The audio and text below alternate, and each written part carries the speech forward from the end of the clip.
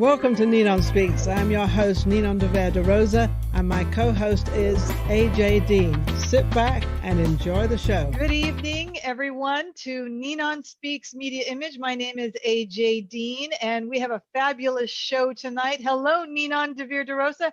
How are you? I'm absolutely amazing. I've had a fabulous day, except I had a flat tire. And then they couldn't fix it, so I had to buy a new tire. I don't know, but they guaranteed it as well, so I didn't really have to pay for it. It just cost me $19 for a brand new tire, so I guess I'm happy. That's great. So I'm really happy that it all worked out. I'm going to admit our wonderful guest tonight. I'd like to introduce Jim, the fabulous Jim McCoy, also known as Auntie Norma, who will have some fun things to say and advice for all our viewers out there. And also, Auntie Norma, hi, Auntie Norma will be in. Hello, Auntie Norma, how are you? She's fabulous. Yes. It's Tuesday. It is, and I want to let everyone know that Auntie Norma will be in Georgette Dante's upcoming wonderful motion picture called Body and Mind. I'm so excited about this film, and I wanted to share that with everybody. And you're also the creator of Behind the Bar with Norma, so we want to talk about that. You also work for the LGBTQ Center of Southern Nevada. I love that. And you look wonderful in your outfit tonight, your leopard print, which we love. And we're going to ask for some advice a little bit later. We also have the beautiful and wonderful Joan Peck, writer, editor-in-chief of Chic Compass magazine, editor and author of Angels Out of the Dark. By the way, thank you, Joan, for sending your book to Ninon and I in PDF format. And she's also the author of other wonderful books. And we will talk about that as well. What do you think, Ninon? What I'm saying is people are probably thinking, well, why have we got an author on, and then why do we have Jim on, which is two different items, but they're not really, because we're kind of intervening angels and also sort of homeless, and also all these children out there, these trafficking and everything else. So it is going to interlock, and it is going to make sense.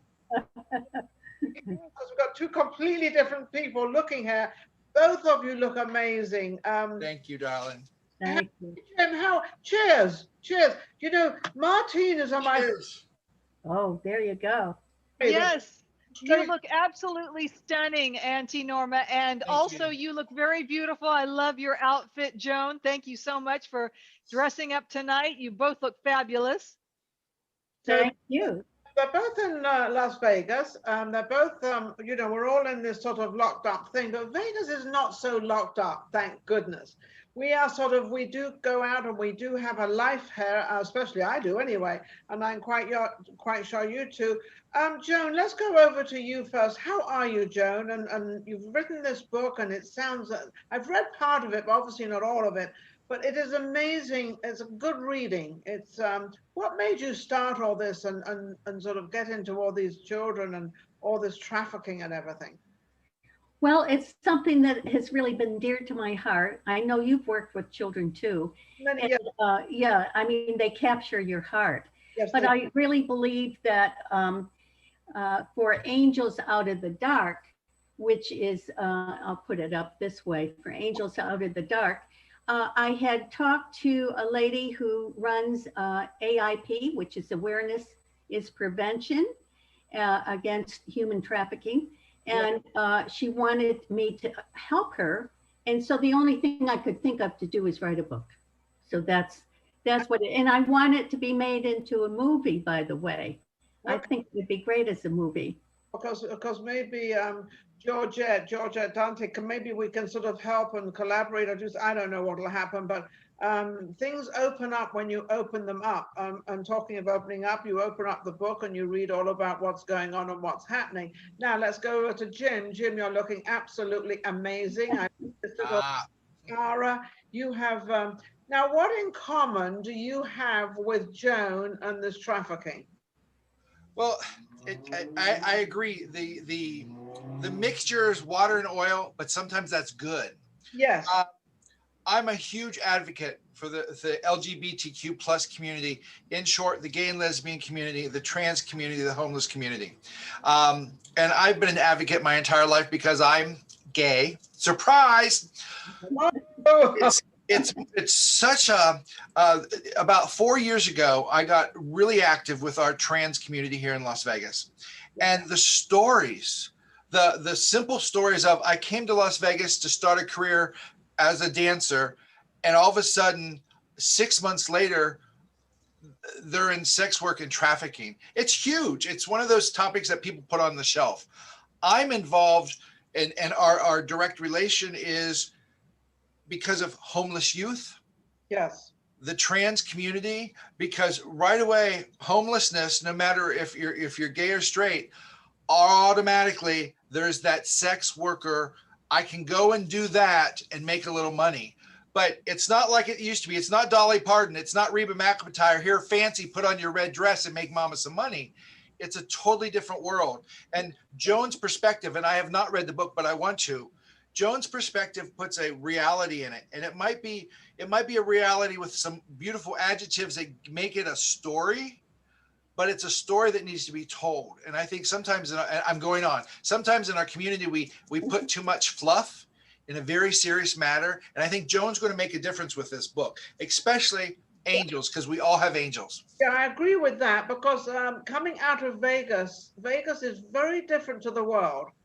You have a lot of people that come here and they stay a year, they stay 6 months, but a lot of the young people come from these little tiny towns and they have no idea what's going on and what's happening. And the next thing you know, there's a pimp running around, and he dates the girl, and he starts doing this, and he's sweet to her, nice to her, and she's thinking, wow, this is amazing, this is wonderful.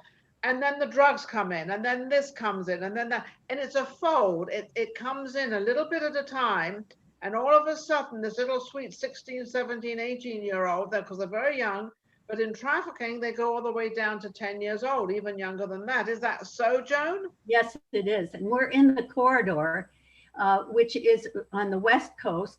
It is San Francisco, it's Los Angeles, it's here in Vegas, Santa Fe, and then Phoenix is the #1 city for sex trafficking. I never knew that. Why Phoenix? What Phoenix? Well, I guess it's probably because it's close to the Mexican border. Oh, there you go. Right. You're right. Yeah. The Mexican border. Now, giving advice to these young people, and they come to Vegas to get into show business, to be a dancer, to be a performer, to sing, but they have to get all this money and everything. How do we get the message out there, which is what we're doing right now, actually, is for these children, these young people to try to be aware of the procedure and how they do this? I'll speak on that. There are so many programs through the LGBTQ plus center, the center of Las Vegas, but there are also programs through, there's so many women's shelters here in town. Yes. It's a matter of finding just if they have access to a computer or access to a police station. That's all it takes. If an individual feels threatened, feels trafficked, or wants to walk into a police station, say, this is happening to me, they will point you in the right direction. And I know our police sometimes get the rough reputation, but that's the core of our community. Yes. Our community center, one of the things I took over when I joined as being part of the center is unity in our community. Yes. You don't have to be gay to come to our center. You can just come to our center. There's so many resources. And I'm sure, Joan, through your research, it's just a matter of communicating. As a showgirl, I see a lot of young kids who are in need of a conversation, someone to listen. Yeah, and let me bring something else up. When these young kids do this, they've got to pay rent, they've got to do stuff. And if they report this, or if they're kind of on the edge of, if I do that, I'm not going to have any money, or if I do that, I might be sent back home. So there's lots of different, is there any place or places in Vegas that they can actually go to without reporting it, or without, how would that work? I'll go to Joan for that. How would that, in any city, because trafficking is all over the world. It's not just in Vegas. So let's clear that up. Let's not put the stamp on Vegas. It's all over the world. Well, there certainly is the shelters. There also is the food places where you can buy or pick up food, and you talk to the other people around that do go for this the free food and all of that, and word of mouth. You know, a lot of these young kids that come here, they're on the streets. Yeah. They don't have a place to go and whatever. And there's something. The 16,000, did you know the 16,000 homeless, well, 16, 15, 4, whatever, but there's a tremendous amount, last time I knew it was 16,000 homeless children and their children. Yes. Nevada, which mostly is in Vegas. Yeah. I mean, I don't think anybody realizes that, or even, I don't even know if they know that. Yeah. Well, there's something interesting too, which I found out not too long ago. In all the bathrooms, in each of the booths and whatever, there is a notice that if you are being sex trafficked, if you have issues, to go call this number or go to this particular place. And I don't know what the place is, but you can call for help. Do you know that, Jim? I don't know the exact location, but I come from a casino corporate background. Casino security. Yep. Spots it all. And the same thing, if you go up to, if an individual is in need, whether it's a youth or an adult, go to the casino security. They probably know, and you can get quicker action going through casino security than calling 911. But they have the resources to get you to someone to suggest, and it's always a suggestion. You can never force somebody to go. And they might be in prostitution, but they need help. They're going to fix the help first and then deal with the illegal afterwards. But that's the important thing that any individual, whether it's youth or adult, need to know is, let's get you off the streets first. Let's get you safe, and then we'll work on other things. But let's get you safe first, and that's the most important thing. Yes. Jim, can I ask you a question? Is when did you realize, or when did you find out for yourself that you were sort of gay and the other side was better than the side you were kind of you were on? I never know how to put these things, but here we go. It's funny because there's no switch. There's no switch that one day you go, boom. I was born and raised in a very rural community. Very rural. You hear my accent? Are you in the Midwest? I didn't have a lot of the gay influence. I always knew I was different, but I was a chubby kid. I was a husky. I always admired the good-looking guys because I wanted to be them because of how they looked. The track stars, the football players. It wasn't until I was in my late 20s and I had been married and I loved my wife. I loved my stepson. It wasn't until my late 20s after we had divorced that I thought, divorced because you knew things weren't quite right. Yeah. And I'm going to be very honest because that's who I am. Yes. I thought that I was bisexual. And I always say bisexuals are greedy. They want the buffet and the plated dinner. Yeah, I don't blame them. Why not? And I'll get in trouble for that, but I love them. But that was my progress in developing who I was. And this is a persona. This is me being a crazy actor. The girls, you got way too much going on. I don't want to be a girl. But when I came out, it was honesty to myself going, this is who I am. Yeah. But it was the late 80s and the early 90s. So it was difficult at those times because we had the first pandemic, the AIDS pandemic. So there was this stigma, this nasty stigma on being a homosexual. But it progressed. I was a crazy one. I read books. There was a beautiful little bookstore in downtown Pittsburgh, and it was a legitimate bookstore. I can't remember the name, but they had this incredible gay and lesbian section. I read books. And I finally realized one day. You knew that's who you were, and the sweetness was on the other side now. And everybody's story is different. Everybody's story is different. Well, yes, of course it is. Do you think, I know this is a hard question, but do you think you're born that way, or do you think you develop it? I think individuals are born the way they are born genetically. I believe in science. I believe in molecules. I believe in development.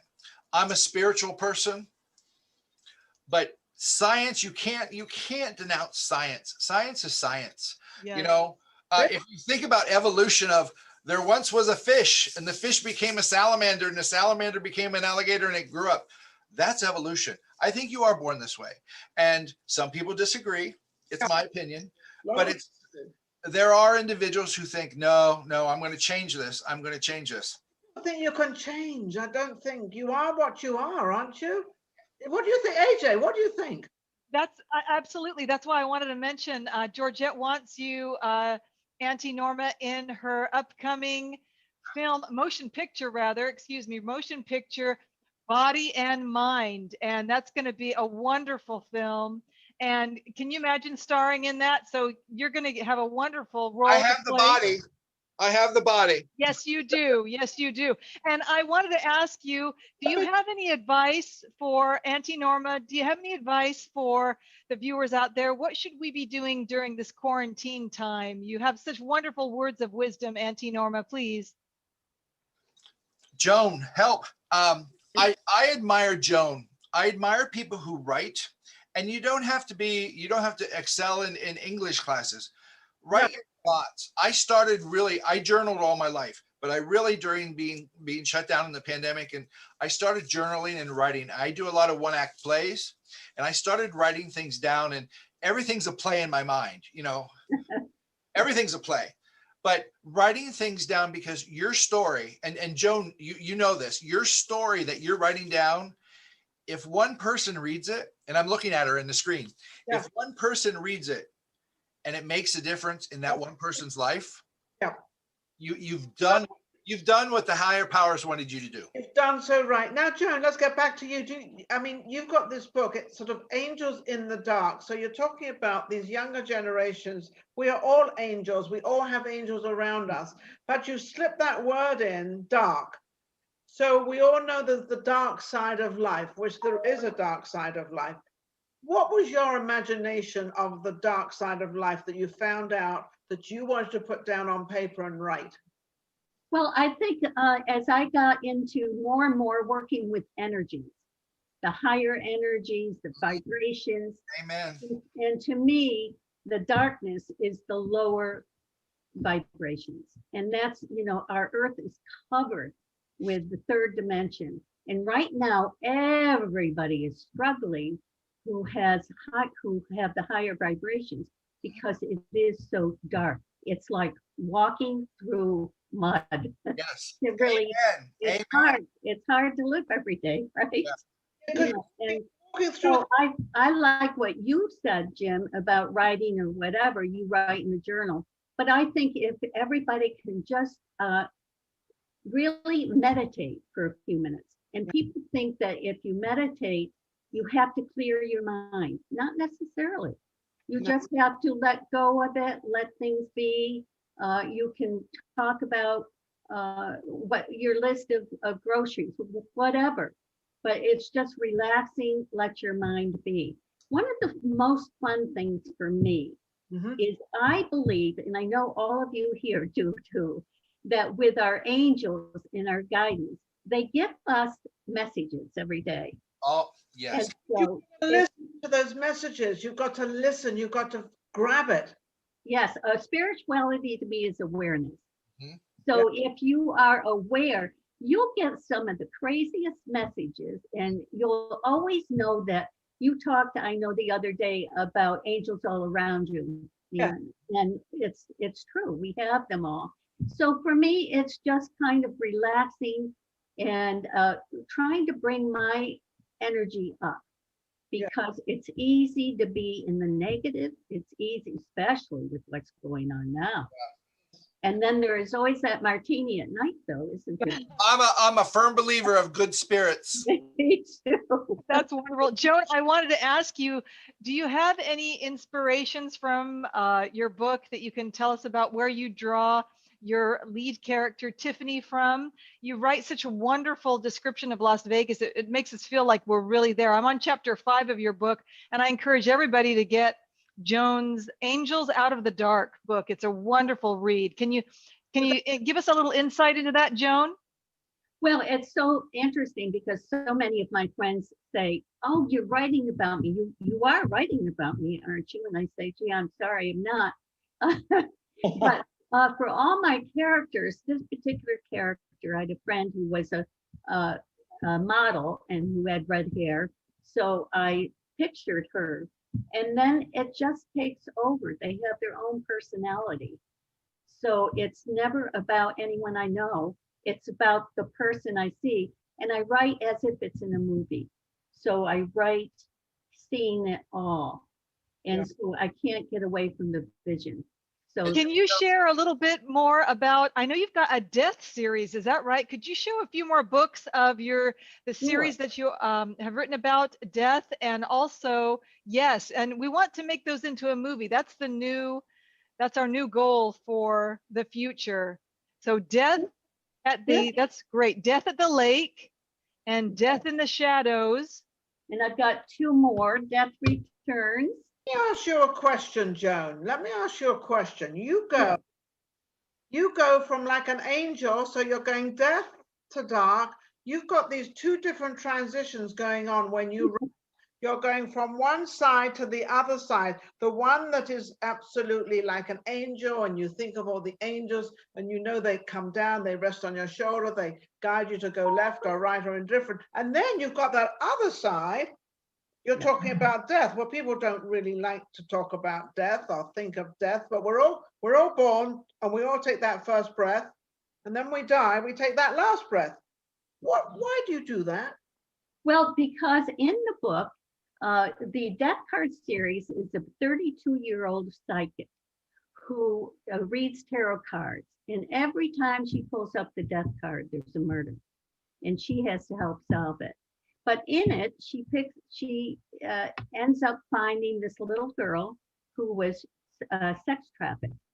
And so they become mother and daughter, little girl and whatever. There's always spiritual sayings in them. There's always a guidance in them. Her grandmother comes back to speak to her. And so it's a combination. And I wanted to show that. I wanted to show, some of the darkness with the light. Sides of life, because life does have, it has different sides, but it definitely has the very light, and then it has the dark. And we all see the light, but we also all see the dark, as much as we don't want to admit that. But you were talking about getting into a tranquil place. I've always said to a lot of people, when I had my children's show, I always should say, go into your bedroom, because as far as I'm concerned, your bedroom is a very tranquil, or should be a very tranquil place to actually, there you go. Oh, I love my gym. Yeah, I do too. Your bed, and don't think of anything, nothing. Just sit there and look out the window, or look at something, or take your mind away, and just completely relax your body, because this is the place where you go to bed every night, whatever time, doesn't matter. And you should go to sleep with this beautiful spirit within your mind to relax and to sort of, have this beautiful sort of 6, 8, 9 hours, however many hours you need.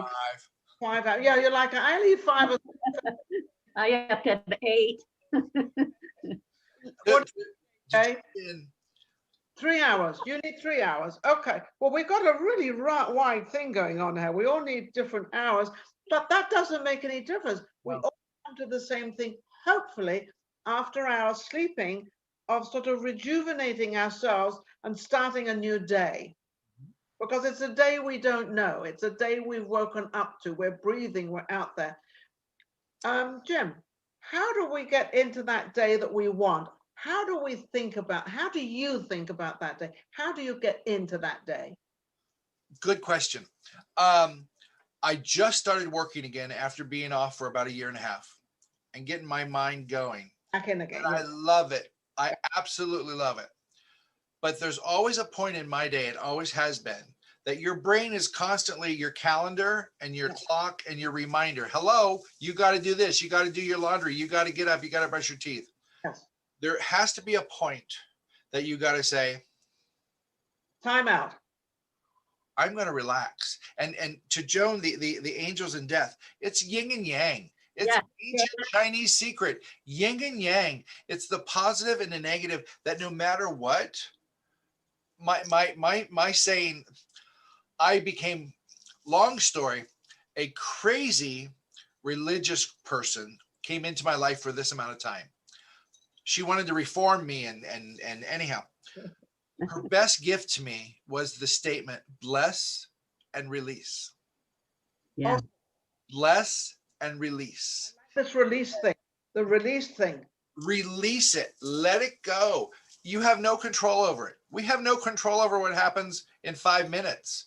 A little bit, but let it go. Bless and release it. And that's what I do in my life. It's like, okay, tomorrow I got to do this, this, and this. Do I really have to? No, I don't. I got to work. I got to pay my bills. Yeah. Have to take that moment and go.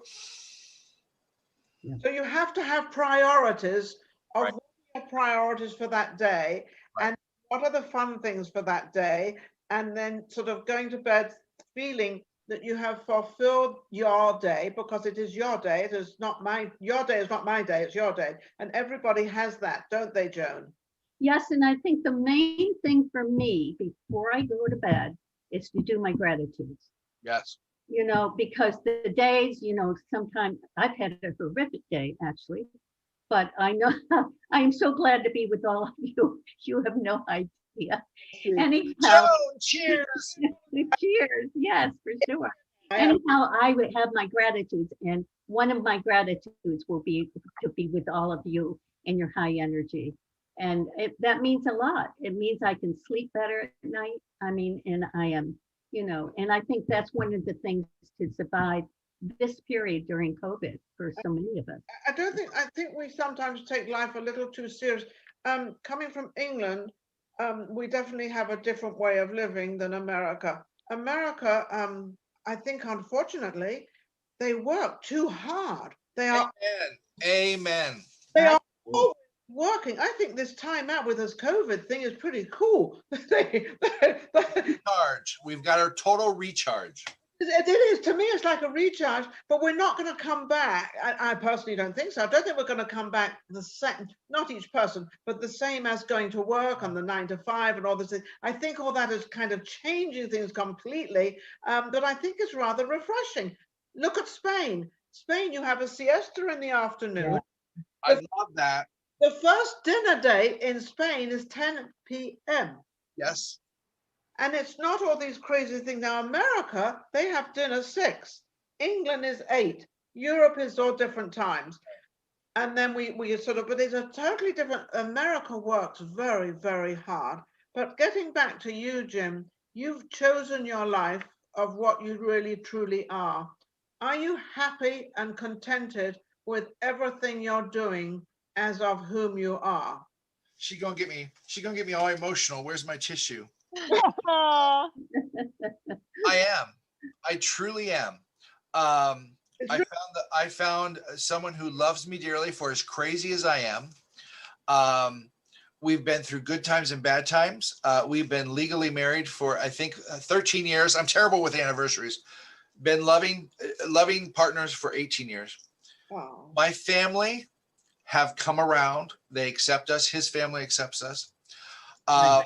Other than like some financial hiccups because of what we're all going through, we have dedicated our lives to each other and what we do. We pay it forward. My work now at the center, it's not what I came from in corporate America, but you know what? I don't need that in my life. I'm 53. I'm old.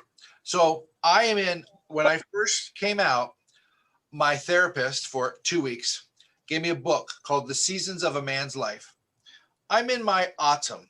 So 50 to 75, you're in your autumn, your fall. And that's when you look back and go, okay, this is what I'm doing to move into my winter. So if I can give back to the community and do these incredible things, and we're going to shout out to Georgette real quick. Oh, Georgette. Yes, we'll all shout out to Georgette. Georgette is why I'm here, because that little ball of energy showed up at one of my shows 2 years ago. And I was like, who is this? Yes. I need to have that soul, that energy in my life. Joan, you've got to meet her. She is this circus performer extraordinaire, and she's 70. We won't say her age. She's young. She's 39 and holding. 39 holding. She is this incredible, like, Ball of fire. atom bomb. Ball of fire. energy. She's everything. She's everything. She makes me tired watching her videos, but I love Georgette. I have to give a shout out. I love Georgette, and you will meet her, I hope. Yeah, to Georgette. But AJ, Georgette is she is the director of entertainment for NinonSpeaks Media Image for this show. There you go. We gave her a title because she's got so much energy. She to us, but she makes us all feel good. She like I had her on my other show, and she brings glasses of tequila and everything. I mean, it's like, wow. Hey, I brought vodka. You got vodka. I love it. I love it. I love it. Joan, you need to meet her because I would love to. You need to write her story, and it doesn't have to be an autobiography. She's got. Well, she'll keep your ear forever and a day. Yeah. But she's got amazing stories, and she's always texting me. She called me tonight on Facebook when I'm doing my makeup, and I ain't got time to talk. I gotta go. But she is the reason that the four of us are connected. She is the reason. That is why life goes on and continues, and the spirit continues. Whatever spirit you believe in, whether it's liquid or air spirit or angels, doesn't matter. She is one of those individuals that was given to us to she planted the seed, and now look now I feel like I'm preaching. Well, I'm going to go to Joan. Joan, so in life, the same question that I asked Jim, or what Jim answered. Your whole life, and you've sort of come up with this. I'm not going to say it's your last book. It's probably the beginning of your books on trafficking and your beginnings of the younger generation. Have you fulfilled? Are you happy with the life so far that you've lived? I am. I am delighted to be where I am in my life. I'm at peace. I am very spiritual as far as being very aware of the people around me that has passed. My son passed. He's with me. And I am very happy to be able to write and say what I want to say. I always didn't, well, way back when, I never thought I had a voice. I thought, nobody would be interested in what I had to say. And when I wrote, I said, it's for me. And, and that means everything to me.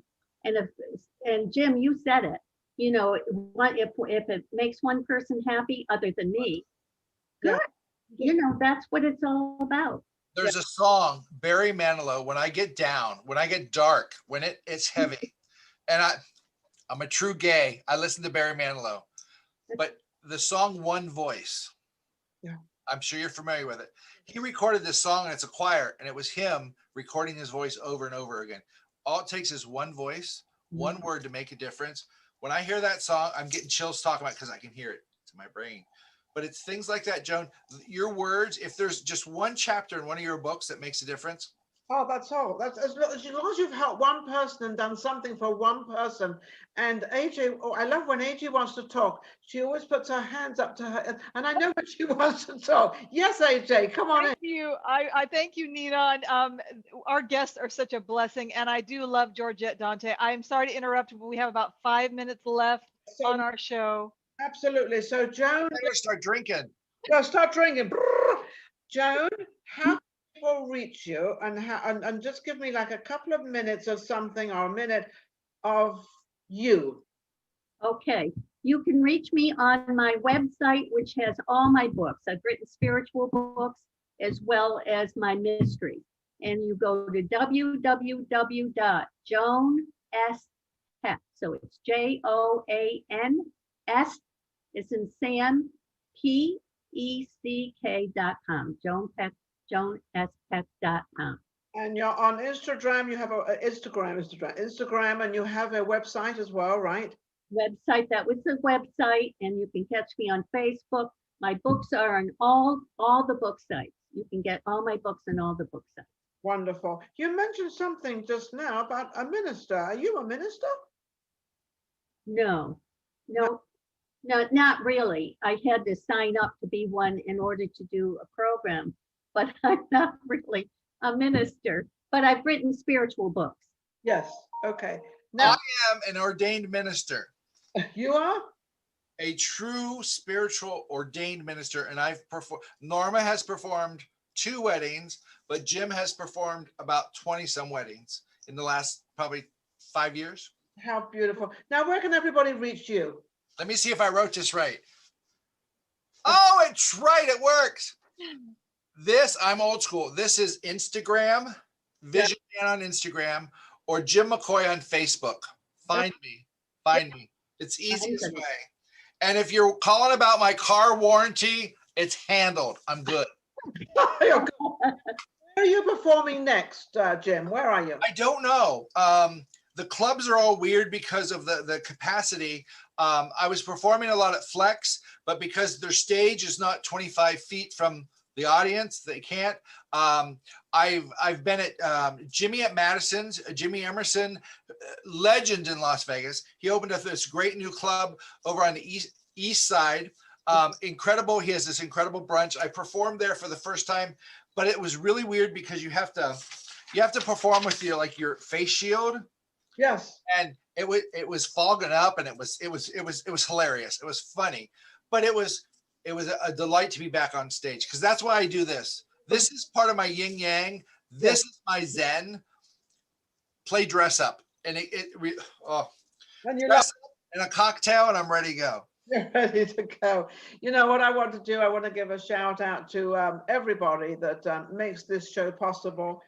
Especially my producer. My producer is AJ Dean. Yes, she's wonderful. Bravo, bravo. Yeah, she's wonderful. And without her, I can't do this, because I can't do it alone. I need people to help me and sort of get it out there. And that's what she does do. Also, for all our guests, which is Joan and Jim, because without any of you, we can't do it. And both of you are amazing, because you have such unusual stories and such a beautiful gift of putting it out there. So I think with all this going on, this is actually our 19th. AJ, is this our 19th show or 18th? I think it's the 20th now, but Ninon, I want to teach you how to do this. Just bring your hands together like this, and you just make a heart. There you go. Yay. That's it. Come on, Joan. Joan, there you go. Look at that. That's Choreography. Love for everybody. Love for everyone. But everybody is so amazing. And because I know we're going to get shut off pretty soon, because Zoom actually does boom and you're out. So can I do one thing? What? I want to give a huge dedication. Yes, please. To Siegfried and Siegfried and Roy, and God bless you all, because I knew them, and they just wonderful legends. And now they're up there, and they're looking down on us going, oh, but we had a huge entertainment loss in Las Vegas, and talk about 2 before their time, and had wonderful stories. And here's to Siegfried. And I always say Siegfried because I'm a Follies girl, but Siegfried, here's to him and his legacy, and Roy's legacy, and to all the Tigers, and God bless. Absolutely. I agree with you, Ma. And here's to, and I thank everybody out there for tuning in with us and for helping us, bring us closer and closer.